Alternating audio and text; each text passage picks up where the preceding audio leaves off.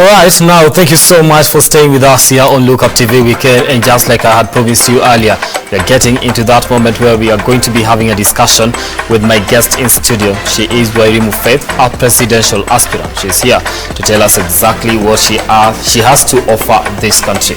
Now, Wairimu Faith, before probably I proceed, I'd just like to give you an opportunity for somebody who does not know you, and probably they're just hearing of you as we speak at this particular moment. Who is Wairimu Faith? Thank you very much, Brian, and thank you for having me tonight. And I want to appreciate all our audience that are viewing this channel tonight. And I would like to introduce myself to you. I am a Kenyan, and I am an educationist. I've been in education for a very long time. Okay. So most of my years, most of my life has been in education, and I have met most of our youth, having been just the current outgoing education advisor at the U.S. Embassy in Nairobi, where I served Kenyans all through the country as I helped them to get education opportunities in the United States. And then after that, I left the U.S. Embassy to work for Education USA, which is a U.S. Department of State network. And I was in charge of East and Central Africa as a director for Education USA. And I have just resigned to come and vie for the presidential election in 2022. All right. Yes. Now you seem to, you have quite an experience when it comes to matters education. That's right. And I'd like to get into something different, because now they say politics is a dirty game, and somebody who, with your caliber and all this experience working with different organizations just to help Kenyans left, right, and center, why would you choose to do politics at this particular moment? Well, I wouldn't call it politics. I would call it governance. Okay. It is time for us to change our mindsets. And I like what you said, that politics is a dirty game. And that's a narrative that has been sold to us. And what that does is that it makes people to shy away from the political process and from running for political office.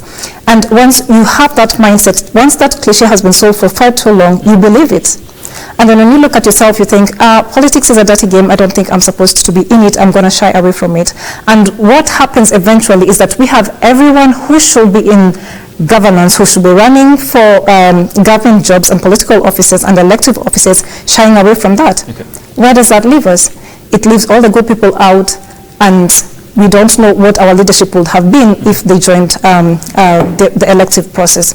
But having said that, what I would like to say is that there comes a time in everyone's life where you look at challenges that you're going through, either in your personal life, in the corporation you work, or in your community, and you realize that if you gave yourself an opportunity to vie for leadership, you could change the situation because you have solutions. And so I look at the situation that we're going through, like youth unemployment. It's a very simple challenge for me to solve. Unfortunately, it has been sold over the years until when we look at unemployment, we think that it is impossible to change it. It is not impossible. Again, it's a narrative that has been created over time. But when I look at it, youth employment is one of the simplest things to resolve. Okay. Yes. Now we'll be getting into how exactly that you plan to do that once you assume office. But let me get back to something crucial here, because we are looking at how many days we have to the general election. It is 116 days. People that you want to you are competing against have been on the ground for quite a while, and probably now enjoy much popularity when it comes to that. How do you plan to beat that for you? Thank you very much. Well, one of the things that we assume is that if I've not been on TV, that I haven't been doing something. Okay. My job for the last 8 years entailed that I traveled the country. So most of the people who have been in high school from 2012 to now know me. The other thing is that I've not just been sitting somewhere. The government through IEBC requires me to collect 48,000 signatures from registered voters, and we have been doing that. We've just completed the process. So I've been out there meeting people. In my other life, I am an apostle, so I've been preaching, I've been doing crusades at Uhuru Park. So I'm not really a new face. Okay. It's just that I am new to the political or to the elective process. Okay. Yes. Do you feel from where you sit, you say you've been an apostle and done other jobs, but not in relation to what you now want to get into? Can people then link you to this, so they will look at you and not see you as a political figure rather than as an apostle, and say, no, I don't, because nowadays in this country, when you're looking at politicians, there's a particular face that you give politicians. You say, probably, you're too soft for the politics of this country. We do not want you. Do you put yourself in that category? I'm glad that you say that. And another cliche, another stereotype that we have is that we say you're not from the right family, you're not from the political class, you're not from a certain party, you're not from a certain ethnic community. And so we have so many things that we use to disqualify ourselves. But one of the most important questions that we never ask ourselves is that, are we competent as leaders? Mm-hmm. And that is the question that we need to start asking ourselves. Are we competent as leaders to resolve the issues at hand in our nation? Mm-hmm. And if that is the question, then yes, I am competent to handle the situation at hand and to bring solutions to our country. All right. Yes. So the issue of us now having a narrative being driven right now is that it is a two-horse race. When people look at this, they're looking at two people that are going to be vying for the politics of this country. What do you make of that for you? I appreciate the fact that you call it a narrative that has been created. And I'm sure that it has been created so that it fits what the people who are in the political class want to achieve. But then again, we are the Kenyans, and we have been in a place where we have been presented with options, and we've been told in 2017, 2012, 2002, 2007, these are the people that you have to vote in. And I am coming in from the Kenyans, not from the political class, but as a Kenyan, and I'm saying, guess what? You do not have to look at a two-horse race. I have an option for you, and I am that option come August 9, 2022. Okay.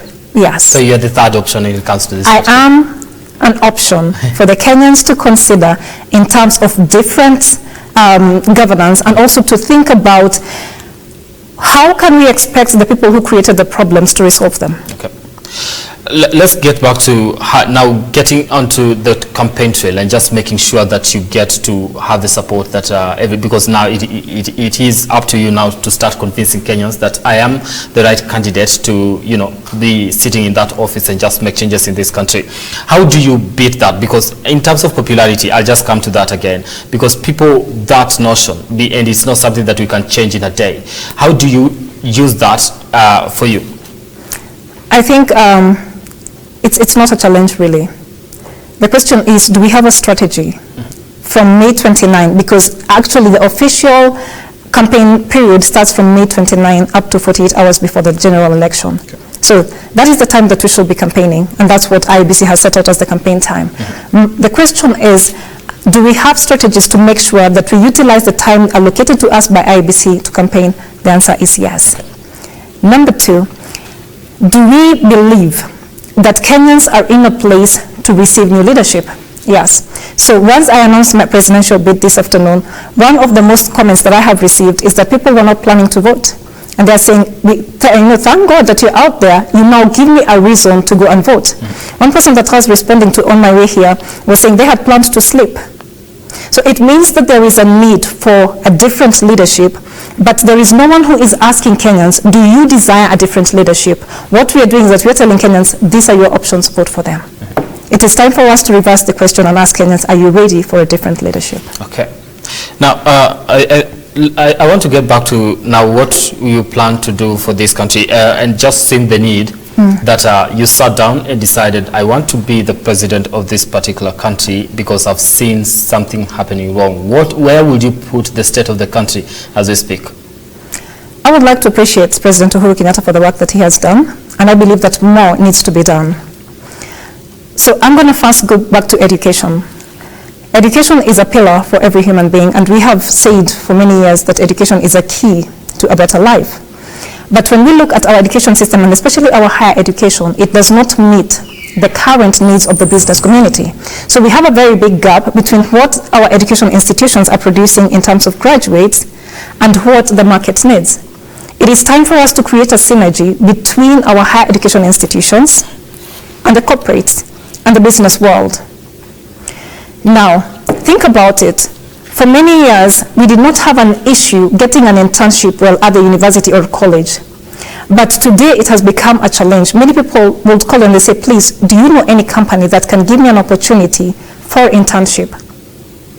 Now, if we are having challenges with internships, that tells you something about employment.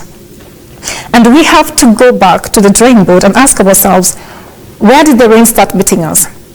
At what point did we become so disengaged from the reality of the market needs that the students that we are producing from our higher education institutions are finding it hard to get opportunities in the current market that we have, the job market that we have? So that is one area that I'm really interested in making sure that we evolve it and make sure that it is meeting not just the needs of our current job market, but that it is also relevant. I want you to think about it. We have just come through a very tough pandemic time, and the world has shifted, the world has changed. How are we aligning our education sector to make sure that that the people who are graduating from our higher education institutions remain relevant in the next 10 to 20 years?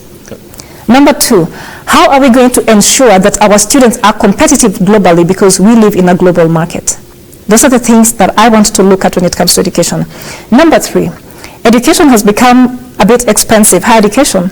And I was talking to some university students yesterday, and most of them told me it is very difficult for them to pay the 100,000 that they are expected to pay at the University of Nairobi, to take an example. So what does that mean? It means that we have so many other students who will have qualified to go to university who don't go to university. Now my question is, because not everyone goes to university, if university is out of reach for them, what is their fallback plan? Some people complete Form 4, they're not interested in the university. What do we have to offer them? We need to have an education system that gives every Kenyan a skill that they're good at, such that whether you go to university, whether you go to college or you don't, you have something that you can do that can help you earn your daily bread. Let's look at the matters education, just like you mentioned, and you're very passionate about it. Then what will be the solution to that? Because it's one thing to point out that this is the issue that we need to deal with, Absolutely. But now this is the strategy that I have when it comes to dealing with this particular issue. And that is what I'm excited about, because I have the solutions. Number one, we need to revise the curriculum. We need to revise the courses that we are offering. We need to have a conversation as educationists and ask ourselves, what do we need to change? It is writings on the wall that innovation is going to change the future of our jobs. How are we going to make sure that our students, all through from elementary school to primary school, all through high school, are ready for a digital world? So we need to change that curriculum. Secondly, before I interrupt. Okay, go ahead. I wanted to ask, now we have we just launched the CBC the other day. You are an educationist. Do you Yes. think that that is probably one step that we've taken that will be leading us to the right direction when it comes to matters education, and just making sure that everybody that goes into through this system gets a better placement when it comes to job opportunities and all that? CBC was well intended, has a lot of challenges, and I believe that we can improve on it. Remember again, CBC is implemented pre-COVID, and now it's a totally different world.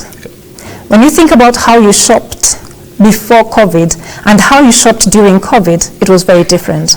And the process that we are on is showing us that life will never go back to what it used to be, but that the changes that we experienced during COVID are still going to be there. So the question is, how do we expand our education system to be more inclusive in terms of including new thoughts, new ideas that are going to make our students competitive and that are going to help our students to open up their mind and get out of this box that we have on employment and ask ourselves and have our students starting businesses in high school, starting businesses in university, that by the time they're out of school they can commercialize those businesses. So we need to have a totally different conversation when it comes to our school system. All right, now let's look at the university itself, Yes. because now you mentioned something that speaks to quite a lot of Kenyans. I've been a student at the university and matters internship too. So when you talk about that, it speaks to, I know it speaks to quite a number of youth, because it's very hard to, get that internship, and getting a job then becomes a little bit too hectic. That's because right. Getting an internship is a job itself. That's right. So how do you speak to these students who are in the university? Try to convince them and tell them, by the way, when I get this position, I'm going to be looking at you, and getting internships, getting job opportunities, you being ready for the job market will be a thing of the past. That's right, and this is important, and this is a conversation that is past due, and we must have it. University of Nairobi is going to graduate 7,000 or slightly over 7,000 students. Where are they going to go to? Maybe 2% are going to get into the formal and informal sector, and maybe again, in the 2%, some of them are going to get into government jobs. What happens to the 98%? And now this drives back this conversation to our economy and the state of our economy. I am going to make sure that my administration creates an economic system that is conducive for foreign direct investments.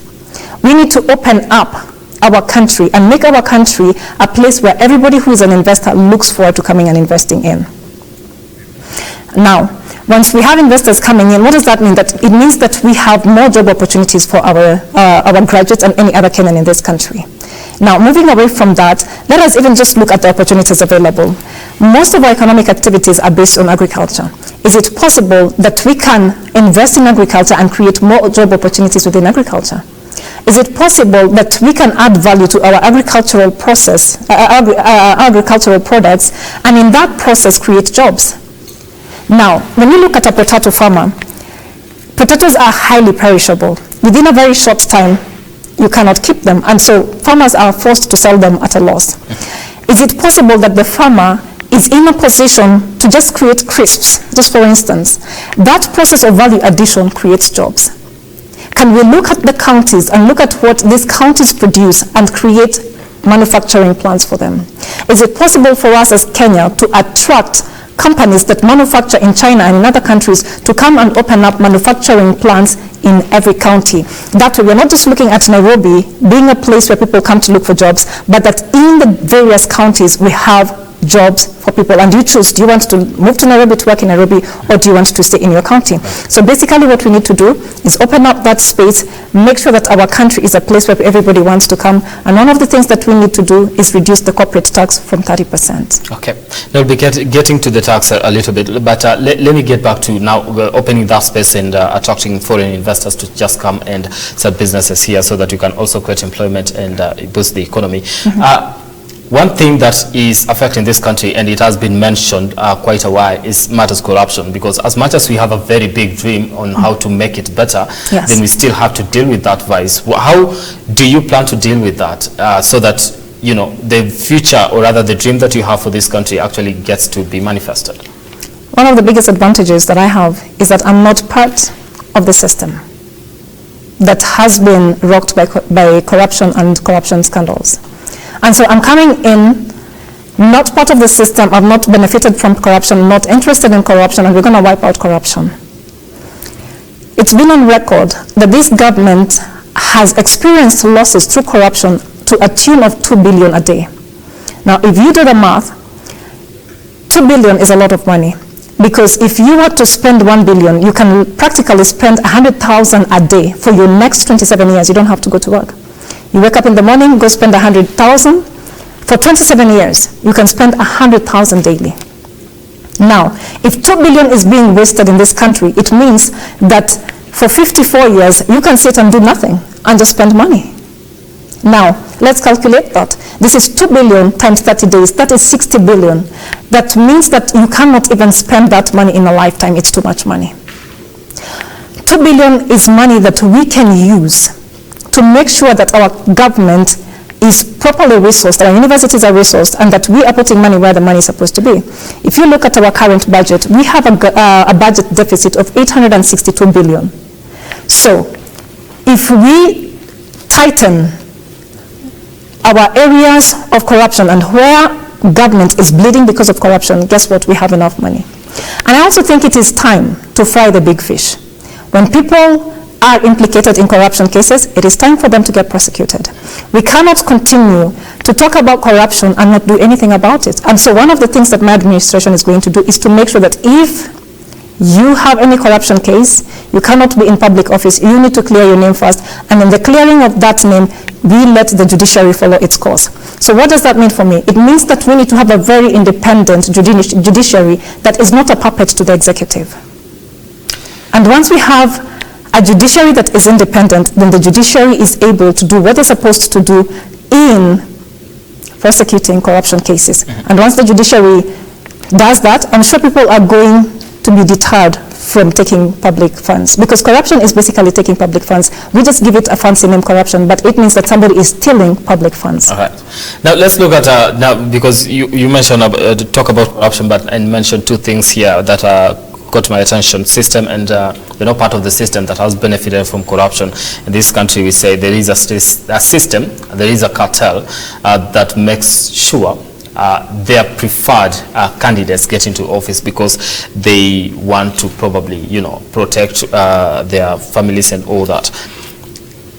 What's your take on that particular issue when it comes to there are people somewhere who might decide whether you get into power or not?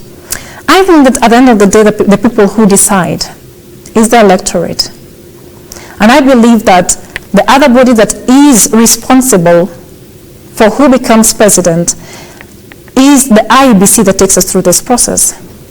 So the IEBC has a responsibility and Kenyans have a responsibility. And we cannot put our hands in a place and you just fold them and say, you know what, the people who are going to determine this election. It is time for our voices to be heard and it is time for us to vote and allow the IEBC to do its work because they will. And it is time for us to wait and see, once we vote, once IEBC does its work, what will the outcome be? But if we believe that there is somebody who is working behind the scenes to make sure that either this person or this person wins, then guess what? It deters us from voting. It is time to believe that we can trust the IEBC to do the right job and that we can trust that Kenyans are going to wake up on August 9 and go and vote because every vote counts. Okay. Let's look at how your past experience actually comes into this. Now, people in ministry have been, held with high regards when it comes to just the jobs that they do. And you are part of the people that have been in ministry. Looking at, I'll give you an example of Bishop Margaret Wanjiru, who's vying for the senatorial seat of Nairobi County. People think that the faith and politics don't go together. What are your thoughts on that particular issue? It is very interesting that you say that, because when you look at David in the Bible, David is a prophet and he's a king. If you look at Jesus, he was a king of the Jews, but he was the Son of God. It is something that we have heard, but if you look at the Bible, you will realize that people who were prophets were also kings. So it is something that I would like to discount and tell people to read the Bible again and realize that Jesus, who talks about the kingdom of God, if you listen to Jesus, he talks about the kingdom of God, the kingdom of God, the kingdom of heaven. So he represents a heavenly kingdom on earth. And when he died, the people wrote above his head, the King of the Jews. So he was a king and a prophet. It is possible for you to be in politics or in governance and at the same time be in the church. Okay. The question is, are we ready to read the Bible and believe it? Are we ready? Are we ready to believe the Bible? If it is written, are you ready to believe it? Okay.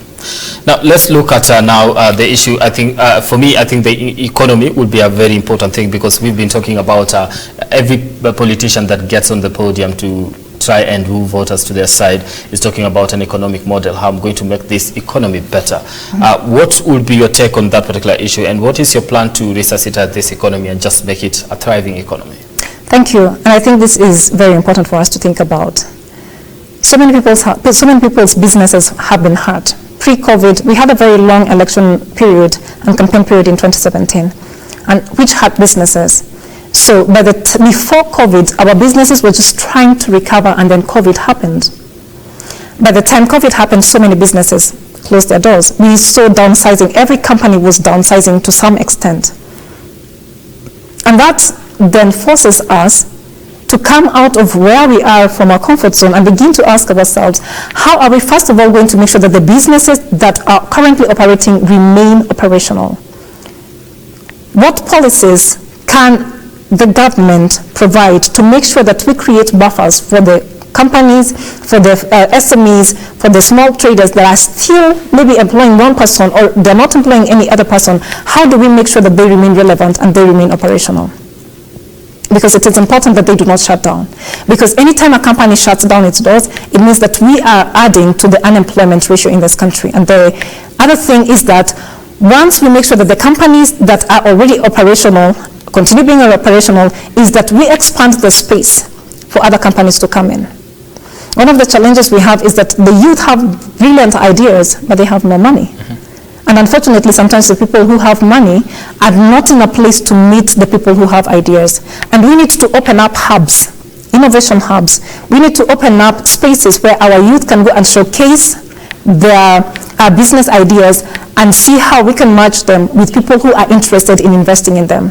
And again, as I said, open up our space. Make Kenya a country that is appealing to international investors to come and invest. And you'd also be surprised that there are Kenyans who hold on to their market. When they look at the business environment, They wonder, what is the return of my investment? And they just hold back from the process. We need to make sure that even Kenyans who have some money that they can invest, feel free to do so, and they are not afraid that they're going to lose their market. I mean, their money in the business. Now, having said that, the other question is, how are we going to support the SMEs? Because the SMEs are the biggest employers of Kenyans in this country. We need to have that conversation of how we can expand the SMEs. Okay, that's a very important point. Now, listening, just because I'm running out of time also, listening to your speech, you talked about a 48th county in terms of just creating a 48th county, the diaspora part of that. Bring us up to date with that. Just take us through that and how that plans to work. Now, we tend to only think that Kenyans in diaspora are useful when they're sending us money. When we're talking about remittances, we're very excited. But it is important that they have representation in the countries that they are in, and that we have a 48th country, which is definitely not in Kenya, but a 48th county that represents the diaspora. Right now, Kenyans in diaspora can only vote for the president. Is it possible that we can open up that opportunity for them to participate? Is it possible that the 48th county can represent the diasporians and represent the issues of the diasporians, and in that 48th county that they are in a position to deal with the issues that Kenyans face within the diaspora? Let's get back to a question to matters economy and our budget itself, because you mentioned we have a deficit. Yes, we do. And also we have a skyrocketing public debt. How does your government plan to start managing the public debt that we currently are facing as we speak? Again, it goes back to how my administration is going to handle our integrity in our public office. Okay. Is it possible for us to have a time where Kenyans spend money for what it's allocated for? And that's what my administration will do. We will make sure that the money that is appropriated for various government business is used for that. Number two, just make sure that we are not going to waste government money. Cut down on redundancies, some things the government doesn't need to do, or some things that you find one ministry doing, another ministry is doing. So make sure that there's no redundancy in government. Cut on wastage. Make sure there is no corruption. We will have money to make sure that we are paying into our debt. We are moving to close to a tune of 1.1 trillion out of our annual budget that is going to pay national debt. That's a lot of money. Okay. And we need to reduce that. Are there projects that are good for us to do, but they're not priorities? If they're not priorities, just cut them out. Don't follow through with them. All right. Let's get back to, right now the cost of living has skyrocketed. That's right. Food, you mentioned something about zero tax when it comes to food items. Yes. How do we achieve that, and the reasoning behind that, and also if this is going to have a deficit on the economy in just a different sector in terms of collecting tax, how do we deal with that? Now, when we talk about food security, it's not the fact that we can produce food in a country, but it is also about having access to food. When you tax food items, it means that the cost of food is very high. If somebody is earning 200 shillings a day and they have to buy oil, guess what? They cannot afford to buy 1 liter because 1 liter is 500 shillings. When you tax food, it reduces the ability for a Kenyan to purchase what they need to purchase. Once you reduce that ability, what happens is that the amount of money that we have as maybe disposable income is definitely not there. So what we need to do is make sure that the cost of food is cheap. Food should never be that expensive. When we talk about food security, food should be accessible, it should be cheap.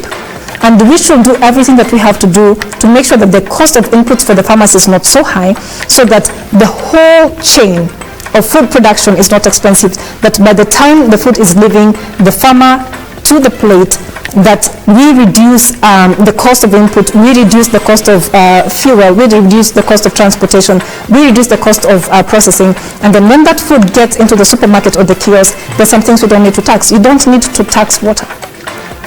It's a basic commodity. When we reduce taxes on food, it means that food is affordable. Once food is affordable, then we have a healthy nation, because all these things have a ripple effect. When you have people who are unhealthy, when people don't eat right, what that translates to is sicknesses. When people get sick, where do they go to? They go to the hospital. And the government finds itself with a very high budget in the Ministry of Health. Why? Because when people are sick, they have to be cured, they have to be treated. So is it possible that we do the right things, put money where it's supposed to be, and make sure that we have a healthy people? Now last one here. Every president, when they get into power, they always want to be remembered for something. People focus so much on others focus on infrastructure, others focus on health and matters that. What would be one thing that as president should want to focus so much on, that by the time you're leaving office you say, Wairimu Faith was here and this is why we remember her, this is what she did for us? Thank you very much. I want to focus on people. I believe that Kenya is not great because of the beautiful mountains that we have. Kenya is not great because of the great tourism that we have. Kenya is not great because of the greenery that we see. Kenya is great because of her people. And what my administration is going to focus on is building people. When you build people, you build everything. When you make sure that resources are going to people, then you are investing in the right thing. And so what I'm going to do is invest in people, invest in the children, invest in the youth, invest in the middle-aged people, and invest in the old people. Make sure that everybody is at a place where they live their daily, their lives meaningfully. One of the things that we will not do is just to make Kenyans pass through time. Most of the Kenyans don't live anymore. What we're doing is existing and waiting from this election, getting into a campaign period and then into another election. We are always campaigning. It is time for us to live life purposefully.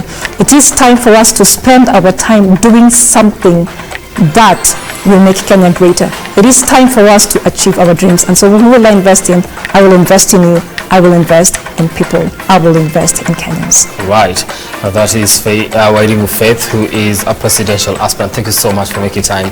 And I'm out of time here, but I'd like to have a lengthy discussion with you and also probably invite you next time just to talk about your manifesto and how the way forward when it comes to this country. I believe this is not the last time you're having this discussion. That's right. Because August 9th is just 16 days away, if I'm not wrong.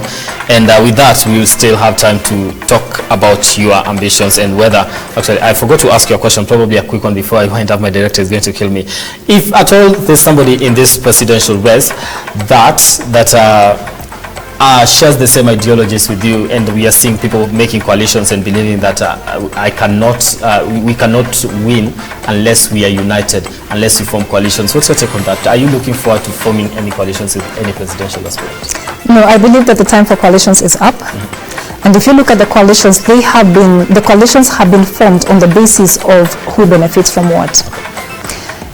And I am not looking for that. I am vying as an independent candidate, and I'm going to run the race as an independent candidate and win the presidency as an independent candidate and form an administration that will be independent of all the coalitions. Okay. Thank you so much for your time here, Wairimu Faith. I really do appreciate that. I don't take that for granted. Thank you, Brian. All right. Now, my name is Brian Amwai. That is my guest, Wairimu Faith, giving us what she's going to be doing for this country when she's elected president come August 9th, and just asking you to vote for her. Do you believe that she has what it takes to lead you, or rather be your president and be probably the first female president of this country? Well, you will decide that on August 9th. My name is Brian Amwai. Once again, our sign language interpreter tonight has been Nelson Mudaki. Let's do this again next time. Have yourselves a lovely night and a happy Easter. It's been a pleasure. Great interview.